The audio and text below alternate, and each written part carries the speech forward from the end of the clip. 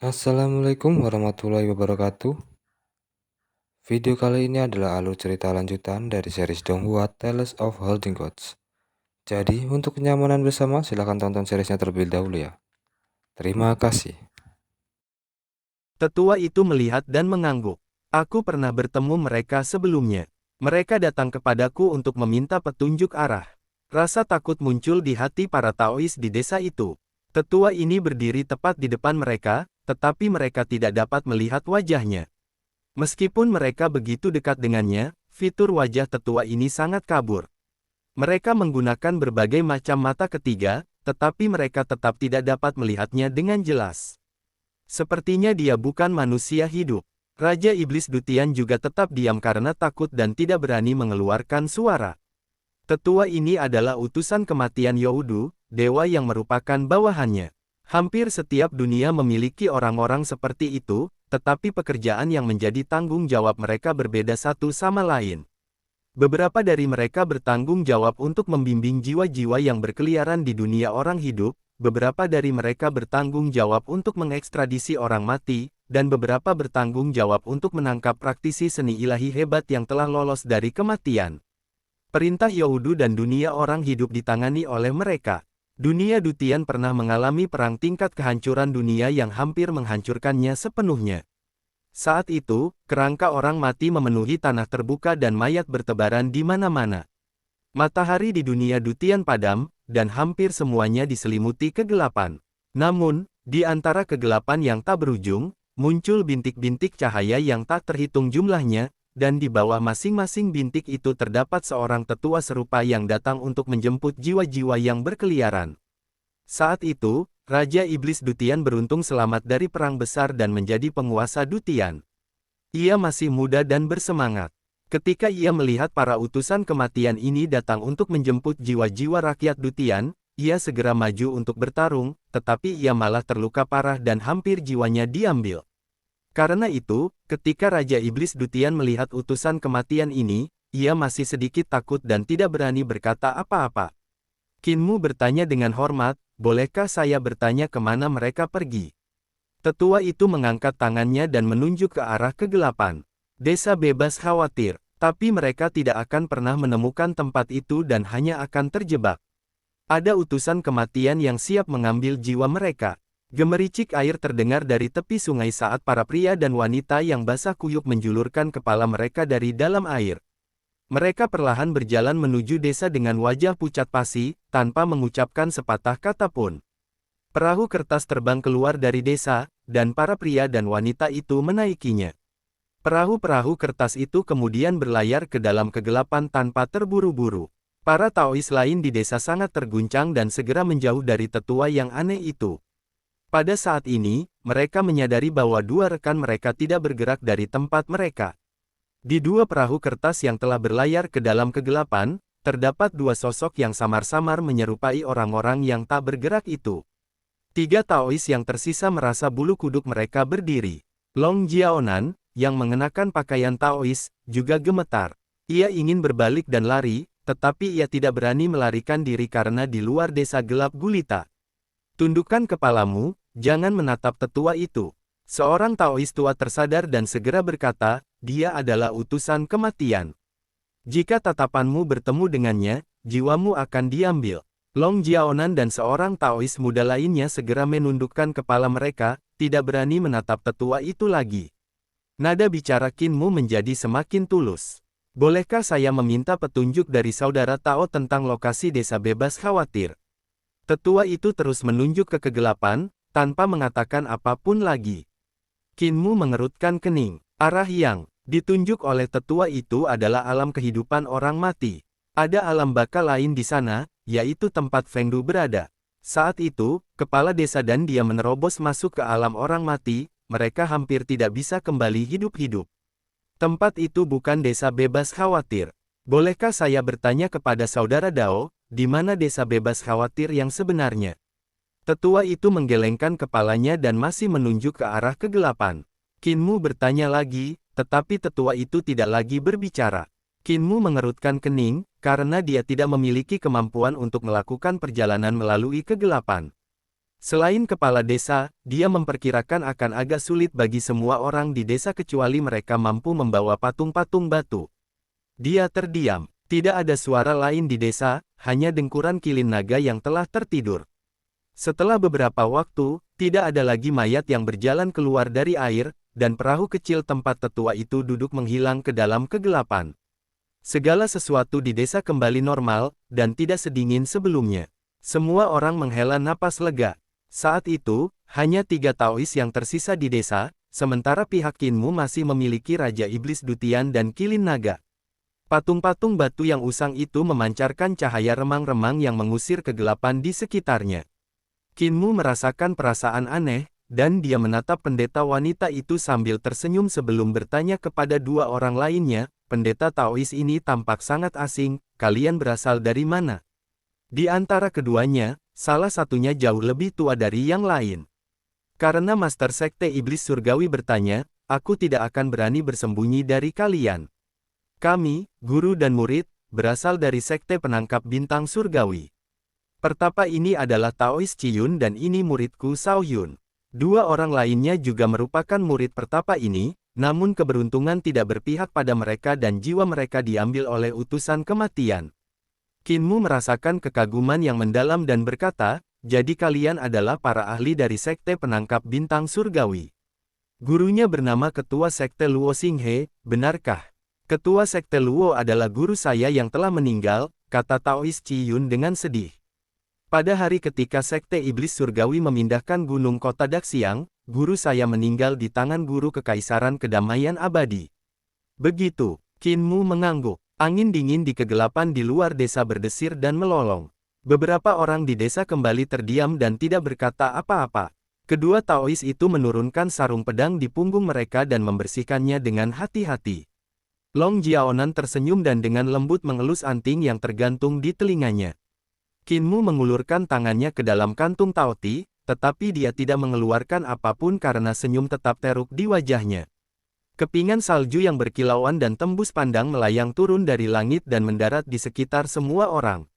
Malam ini tidak terlalu damai, dan salju benar-benar mulai turun juga. Raja Iblis Dutian melihat ada sesuatu yang tidak beres dengan suasana dan diam-diam menendang kilin naga. Naga gemuk itu terbangun dan melihat sekeliling sebelum kembali tidur ketika ia tidak melihat sesuatu yang abnormal. Raja Iblis Dutian sangat marah. Apa gunanya membesarkan pemalas seperti dia? Salju semakin lebat, dan tak lama kemudian semua orang tertutup lapisan putih. Pada saat ini, salah satu dari banyak nama Buddha terdengar, dan semua orang tercengang. Nama Buddha ini datang dari kegelapan. Qinmu menarik tangannya dari kantung Taoti, Long Jiaonan menurunkan tangannya yang sedang mengelus anting-anting, dan kedua Taois itu meletakkan sarung pedang mereka. Cahaya datang dari kegelapan, dan seorang biksu berwajah tembem bertelinga besar berjalan masuk. Melihat sekeliling, ia menyatukan kedua telapak tangannya. Para dermawan, maaf mengganggu. Qinmu tidak berani mengabaikannya dan segera bangkit. Kami juga tamu, jadi ini tidak dianggap mengganggu kami. Di belakang biksu senior ini berjalan seorang pria tegap berambut hitam. Ia memiliki otot-otot yang menonjol di sekujur tubuhnya dan tingginya 5 yard. Ia memiliki energi iblis yang kental di sekelilingnya dan seperti kera ganas berbentuk manusia. Dengan tongkat biksu di tangannya, ia berseru dengan takjub, anak muda. Qinmu juga sangat takjub. Ia melihat tongkat biksu itu dan mengenalinya sebagai tongkat Hakhara yang telah ia berikan kepada kera iblis itu. Ia berseru, orang besar. Apa yang kau lakukan di sini? Kau mengubah wujudmu. Kera mirip iblis itu terkejut dan gembira. Ia maju untuk memberi hormat kepada Qinmu sebelum menunjuk ke biksu yang besar dan gemuk itu, botak, kecil. Kera iblis itu kemudian menunjuk dirinya sendiri dan berkata dengan suara rendah dan teredam, hebat, botak, mengajar. Botak, kecil, kecil. Qinmu bingung dan bertanya, maksudmu, biksu hebat ini berasal dari biara petir kecil. Dia menemukanmu dan mengajarimu kemampuan. Kemudian dia pergi dan kembali untuk membawamu kembali ke biara petir kecil. Kera iblis itu mengangguk berulang kali. Semua orang di desa bingung. Raja Iblis Dutian bergumam, bagaimana kau bisa memahami maksud perkataannya? Qinmu takjub. Mampu membawa kera iblis untuk melakukan perjalanan dalam kegelapan berarti biksu berwajah tembem dan bertelinga besar ini adalah sosok yang setara dengan Rulai tua dan kepala desa.